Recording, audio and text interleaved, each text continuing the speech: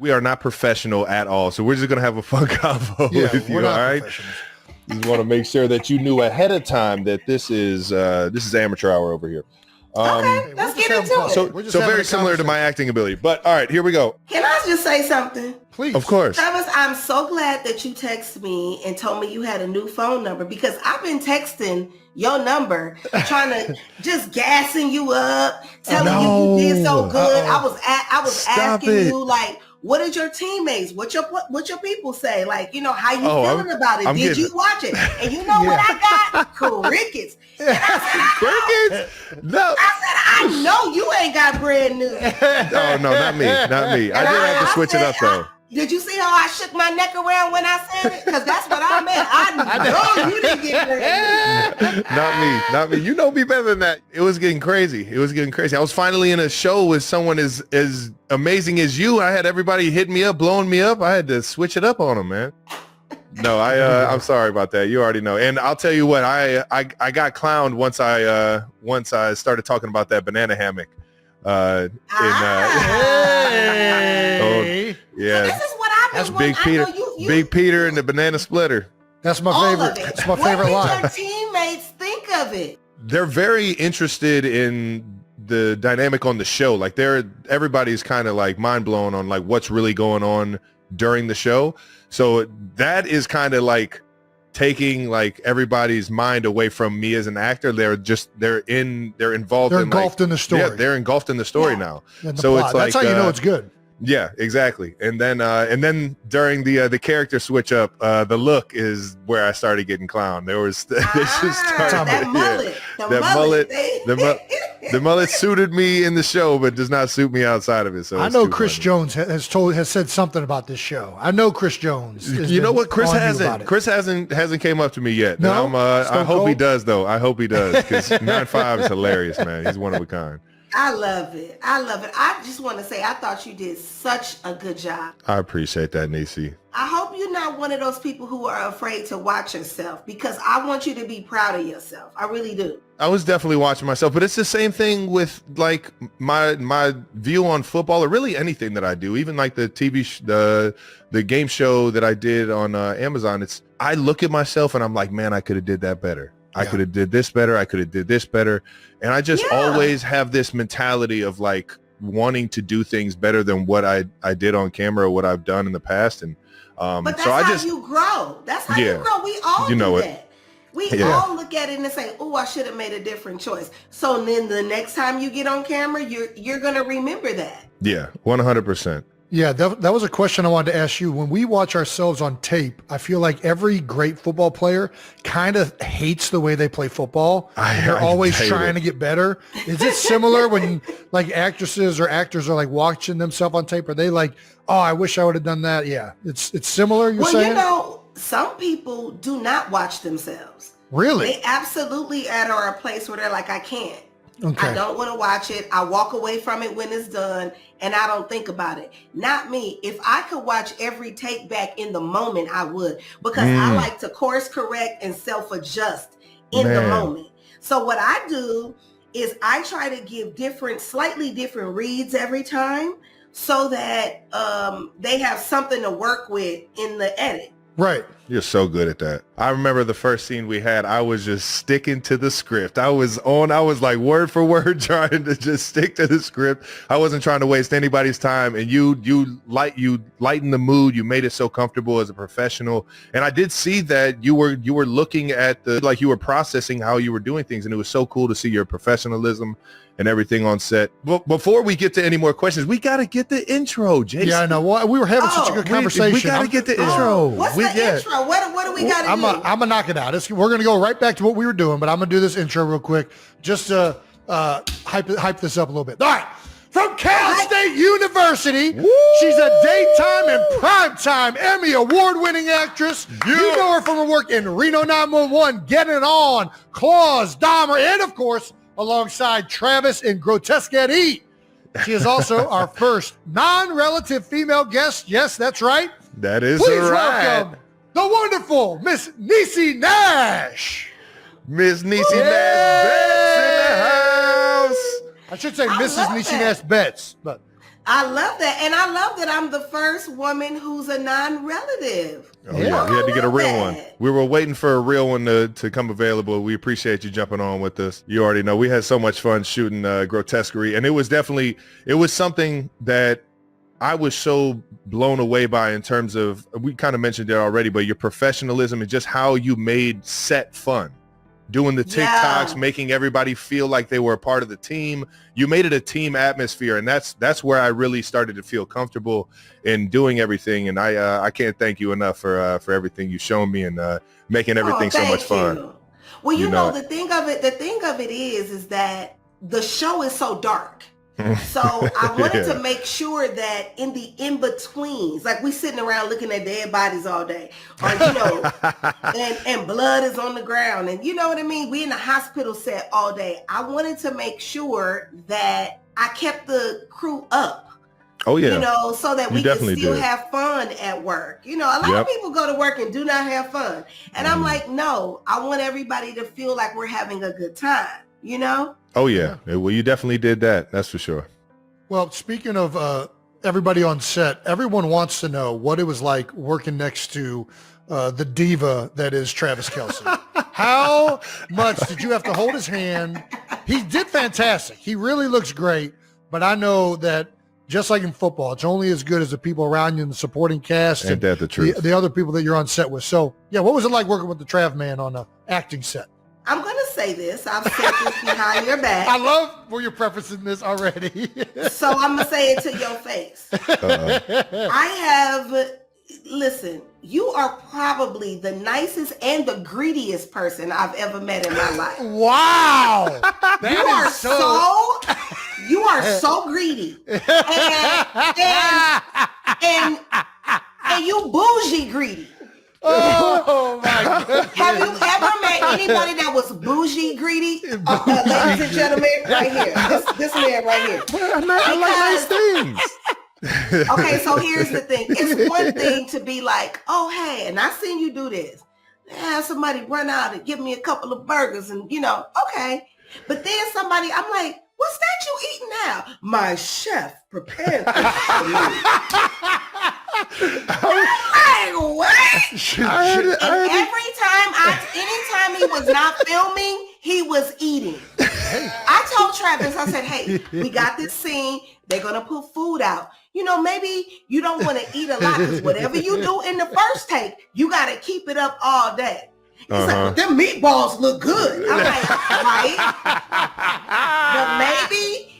And now you 15 and 20 meatballs in. I'm like, now how you feel?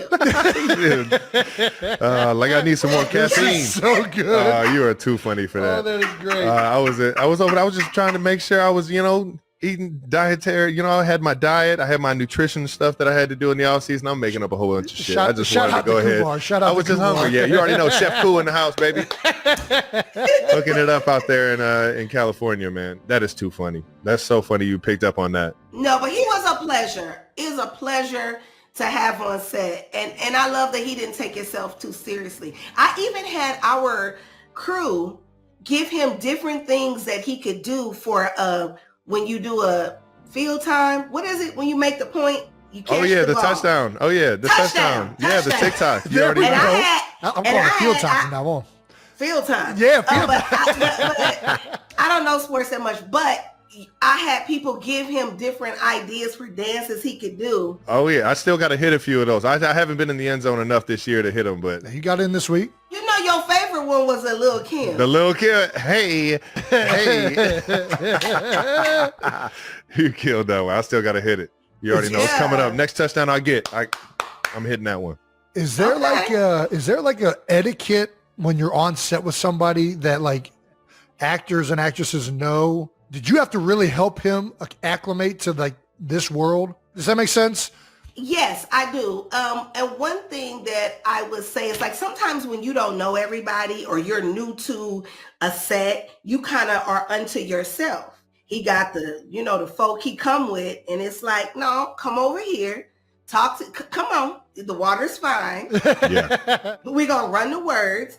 And, you know, what I wanted to also try to help you do, Trav, was to trust your gift. Like, you're naturally charming. You got a little swag about yourself. Use all of those things and don't be married to the words. Yeah. Because we had the luxury of kind of moving the words around a little bit. A little bit. So how they may feel better in your mouth, you can kind of switch them up a little bit. And I love that, he just leaned right in. He was like, okay, got it. Let me try this. Let me try that, and well, you definitely made me feel comfortable. It turned out great. Yeah.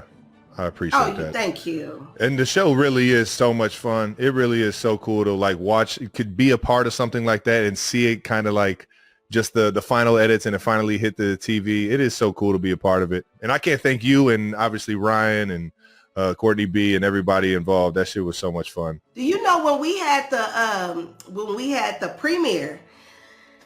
So Mama Kelsey came.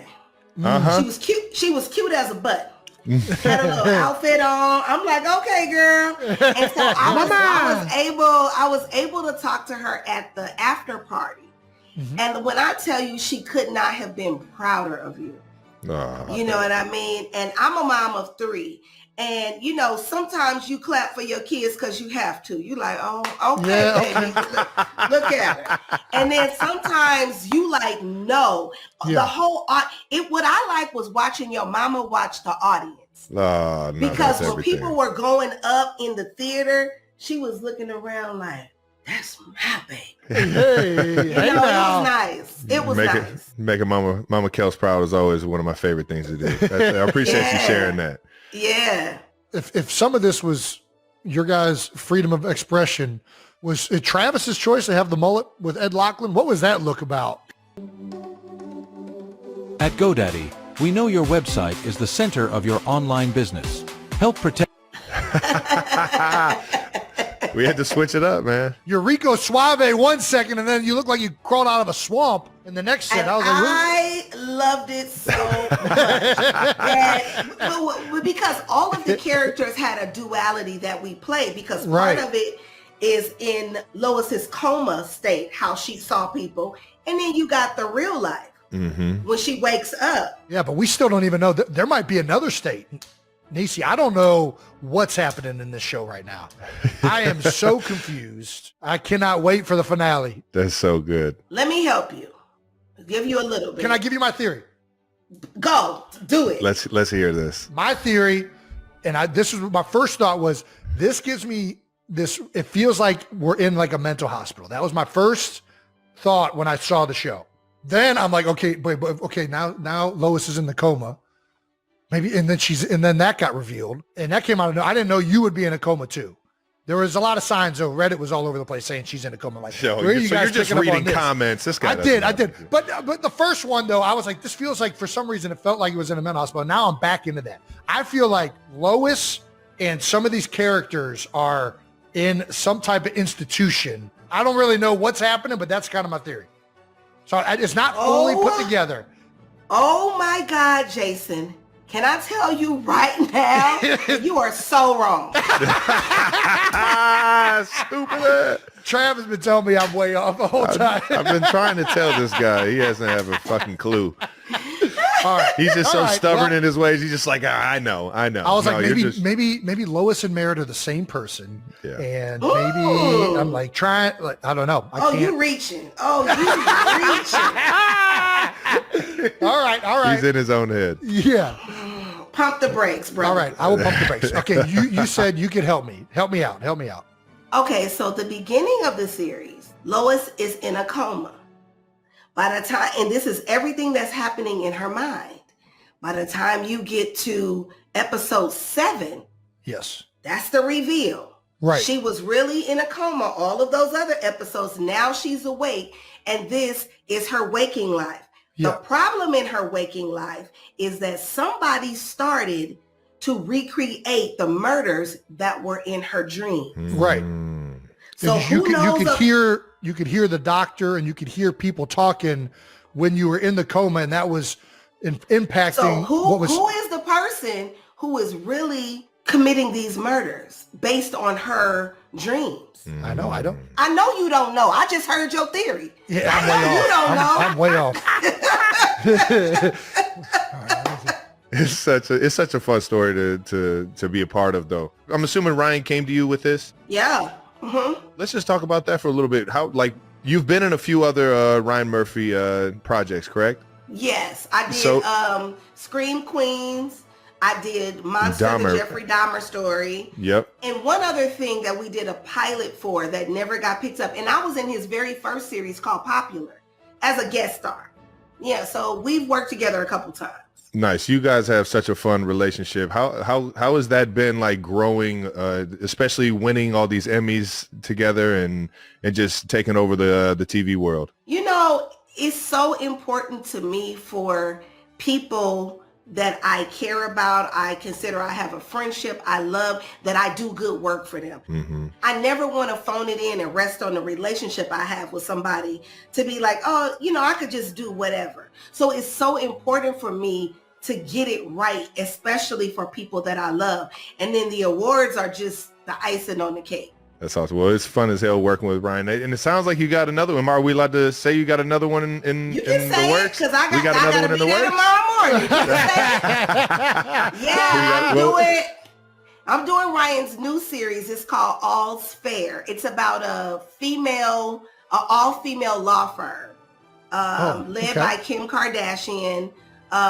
Naomi Watts, Glenn Close, Sarah Paulson, Tiana Taylor, and me. Oh, wow. Nice. We're the Talking about a cast. Wow. Very That's going to nice. be awesome. We talked about a little bit earlier that you watch yourself on film. Do you have a favorite role that, like in your head, that's your favorite role you've ever done? That's a great question. See, that's tricky because for a long time, because I started in comedy, Right. I never got the opportunity to play any drama because people thought, oh, we know you. Things that I did in my funny life that I love because I was in that world longer than this one. But, oh, that's so hard to pick one. But I would say I did a series on HBO called Getting On. Yeah. I did 3 seasons of it. It was an industry darling, but it didn't catch on to the masses. But when the industry saw me do that, they started to trust me with drama. Gotcha. So that was the role that changed my life because it allowed me to show people that I'm not just a one-trick pony. I got a lot of tricks up in here. Hey, multiple You tricks. sure do. It's actually very cool. You were talking about how you started off in comedy. That really wasn't like the lane that you like wanted to choose. We were kind of talking about this on set one day. No, I You never wanted to be funny. Let me tell you, Jason, I told Trav, I said, I never wanted to be funny because I didn't think it was anything. All funny got me was being in trouble. I got suspended at school. Yeah. I got pinched at church. They put talks too much on my report card. So my mama said, well, what was you talking about? I was telling jokes. Jokes? She said, go get the belt. I got a joke. So I didn't think funny was anything. I said, people gonna give me money for acting silly. Yeah. And my mother used to tell me that all the time, girl, you so silly. So I just didn't think it was anything. It sounds like you were born to be an actress and a comedian. That's what it sounds I like. guess so. Yeah. And then I booked Reno 911 and everything changed. I was like, y'all gonna give me money for acting foolish? This is crazy town. So is it, let me ask you this, is comedy easier than drama? What comes more natural, or which one do you have to do more preparation for? Ooh. Okay. For me, comedy, you use the word easier, but I guess if I had to choose, I would say that because I was born funny. You're just more naturally The other side, I really have to work to make sure the performance is grounded. I get it right, all of the things. And let me tell you, speaking of mamas, my mama was the one that told me, she said, now, when you do your comedies, now you real funny, but that other stuff, you need to work on that. She told me, she said, my mother said, you find the best class in town and I'm gonna work overtime to pay for your classes. That's That's a a real good mother mama. right there. And That's a real that's mom. Yes. how we got here, because the other is probably harder for me. Yeah. Yeah. Do such, you? such a cool story, though. That was one of the things that's really unique about this role in particular with Lois is that, like you said, there's multiple states of her mind frame, and you're just killing it. Yeah. Do you map all that out? Like, okay, now I'm in this mindset as Lois where this is happening. So I'm going to respond body language and like kind of mentality this way towards this actor. The thing of it is, Jason, is that for me, the hardest thing about her is where is she in the addiction? Yes. Okay. She suffers from alcoholism. Yep. So is she hammered? Is she hungover? Is she tipsy? Interesting. How many drinks in? You know, Yes, does yes. she need a drink really bad right now? And she's trying to, what am I playing in each moment of her Yeah. addiction? Because that's the hardest part, you know, for me. Where is she at this point in this moment to moment in the story with the addiction? Absolutely. Mm-hmm. And you nail it. And in each one, you can tell when you are like, yeah. The scene between you, Trav, and Merritt, where you're confronting each other in the booth. That scene is like When electric. I tell you, you Came have out no of nowhere. idea. I was like, "Excuse me, what just came out?" of that? That was like, you know how we always talk about welcome to your NFL moment. Yeah, That was my welcome to acting moment. Seeing Niecy absolutely kill it in that Yeah. scene Yeah. and being a part of that scene. That was definitely my favorite one to be a part of for sure. It was so cool to see her smack the glass and walk out of there. You know what was funny about that night, Trav, was that I was doing all this. You were like, get up, you're going to rehab. And I'm like, you don't tell me what to do. All of that intensity. And then they would go, cut. And we would be like, No. like just in the middle of the thing. Because snap out remember, of it just like I did that video. I was like, look at these culprits right here. These are the ones Yes, who get yeah. on my nerve. We're doing all of this fun stuff, and then they'll be like, and we're back in action. And then I'm like, you know. So it's You you know, just flip the once you switch. find it, but once you find it, I could drop back in it Mhm. after I've mapped it out and know what I'm doing, and then I could play with y'all, you know, Yeah. behind the scenes. You know Oh, what yeah. I mean? Yep. And mapping out that addiction was the hardest part. That's so cool. Somewhere between a locker room joke and a Hollywood rehearsal, something rather unexpected happened. A Super Bowl champion walked onto a television set, surrounded by seasoned actors, scripts thicker than a playbook, and cameras that miss absolutely nothing. And suddenly, the world wasn't just watching a football star, it was watching a rookie actor learn on the fly. And if you listen closely to that conversation between Travis Kelce and Niecy Nash-Betts, you begin to realize something quite charming. Nobody involved was pretending to be perfect. In fact, they were proudly admitting the opposite. Amateur hour, they called it. And honestly, that might be the most refreshing thing about the whole story. Now here's the thing that fascinated me while listening to that exchange. Kelce, a man who has spent years dissecting defensive schemes down to microscopic detail, suddenly found himself studying a completely different kind of film. Not game footage, his own acting. And like any elite competitor, he couldn't help himself. He watched it the way great athletes watch tape, slightly annoyed, mildly proud, but mostly thinking, I could have done that better.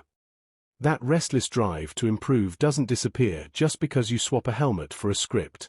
But what really elevates the story is the presence of Nash-Betts herself, a veteran who has mastered the delicate art of making difficult work look effortless.